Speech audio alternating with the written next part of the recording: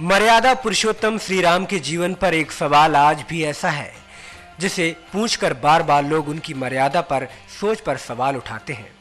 उन्होंने अपने पूरे जीवन मर्यादा का निर्वाह करने में भगवान श्री राम ने एक बड़ी गलती कर दी, जिसके कारण कोई भी अधर्मी आस्था रहित व्यक्ति उन पर उंगली उठा देता है। भगवान श्री राम ने अपनी पत्नी सीता को एक धोबी के सवाल पर त्याग दिया था और तब गर्भवती मां सीता को जंगल में जाकर रहना पड़ा था। लेकिन पुराणों में कोई भी बात वे वजह नहीं होती। सीता जी के जंगल जाने और भगवान श्री राम द्वारा उनके त्याग के पीछे भी एक बेहद रोचक कहानी है। हम आपको बता दें कि मिथिला नगरी में जनक नाम के एक राजा राज करते थे। एक बार वो यज्ञ के लिए खेत जोत रहे थे, तो उसी समय धरती में हल से बनी एक रेखा में एक कन्या का जन्म हुआ और वो कन्या बेहद खूबसूरत थी, जिसे देखकर राजा बहुत खुश हुए और उसे अपने पास रख लिया। राजा की संतान नहीं थी, तो राजा ने उस कन्या का नाम सीता रखा। धीरे धीरे सीता बड़ी होने लगी और एक दिन सखियों के साथ बाग में खेलते वक्त उन्हें तोता पक्षी का जोड़ा दिखा, जो कि एक पर्वत चोटी पर बैठा एक राजा और रानी का किस्सा कह रहा था। वो किस्सा भगवान श्री राम और माँ सीता के जीवन का था और वो कह रहा था कि पृथ्वी पर एक विख्यात राजा होंगे जिनका नाम होगा राम। वो बहुत सुंदर होंगे और उनकी एक बहुत खूबसूरत महारानी होगी जिनका नाम होगा सीता। श्री राम 11,000 सालों तक राज्य करेंगे और वो श्री राम और जानकी धन्य है। वो तोते का जोड़ा श्री राम जानकी की महिमा का वर्णन कर रहा था।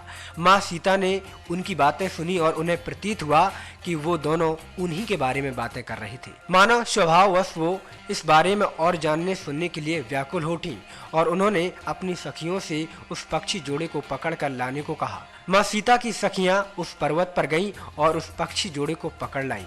सीता जी ने उस पक्षी जोड़े से कहा, तुम दोनों बहुत सुंदर और प्यारे हो, डरो नहीं। ये बताओ तुम कौन हो और कहां से आए हो? जिनकी तुम बात कर रहे हो वो राम और सीता कौन है और तुम दोनों को उनके बारे में जानकारी कैसे मिली? माँ सीता व्याकुलवश उन दोनों से पूछने लगी। माता सीता के ऐसा पूछने पर उन दोनों ने बताया कि वाल्मीकि नाम के एक बहुत बड़े महर्षि हैं, हम उनके आश्रम में रहते हैं। महर्षि वाल्मीकि ने रामायण नाम का एक ग्रंथ रचा है जो मन को बहुत शांति देता है और उन्होंने अपने शिष्यों को उस ग्रंथ का अध्ययन भी कराया है। हमने भी उस ग्रंथ को पूरा सुना है। उसके बाद वो दोनों रामायण के पात्र राम और जानकी के बारे में बताने लगे। उन दोनों पक्षियों ने श्री राम और उनके भाइयों के जन्म की कथा बताई। उन्होंने बताया कि तप के प्रताप से भगवान विष्णु मनुष्य का रूप लेकर प्रकट होंगे, जो कि राम लक्ष्मण भरत और शत्रुघ्न रूप में अवतरित होंगे। कालांतर में श्री राम महर्षि विश्वामित्र और अपने भाई लक्ष्मण के साथ मिथिला आएंगे, जहां वे भगवान शिव का धनुष तोड़कर सीता से शादी करेंगे। माँ सीता को ये बातें बताकर दोनों तोता पक्षी जाने की बात कहने लगे, लेकिन माता सीता को वो भा गए और माता सीता के मन में अभी और भी सवाल उठ रहे थे। उन्होंने उन पक्षियों से और सवाल किए, श्री राम के बारे में और अधिक जानना चाहा। इस पर शुकी समझ गई कि यह स्त्री स्वयं सीता है। उन्होंने पहचान कर वह प्रेम पूर्वक श्री रामचंद्र के बारे में बताने लगी। उसने श्री रामचंद्र का बहुत खूबसूरत वर्णन किया और फिर पूछा कि हे देवी तुम कौन हो? पक्षियों की बातें सुनने के बाद सीता जी ने अपने बारे में बताया और कहा कि मैं राजा जनक की पुत्री जानकी हूँ। और उन्होंने पक्षियों से कहा कि अब जब तक स्वयं श्री राम आकर मेरा अपनाते नहीं तब तक मैं तुम दोनों को नहीं जाने दूंगी। तुम दोनों मेरे घर पर सुखपूर्वक रहो। इस पर शुकी ने कहा कि हम वन में निवास करने वाले पक्षी हैं, हमें जाने दो, हम तुम्हारे घर पर सुखी नहीं रह पाएंगे। मैं गर्भवती हूँ और मुझे अपने स्थान जाकर बच्चे पैदा करने हैं। इसके बाद मैं तुम्हारे पास आ जाऊंगी।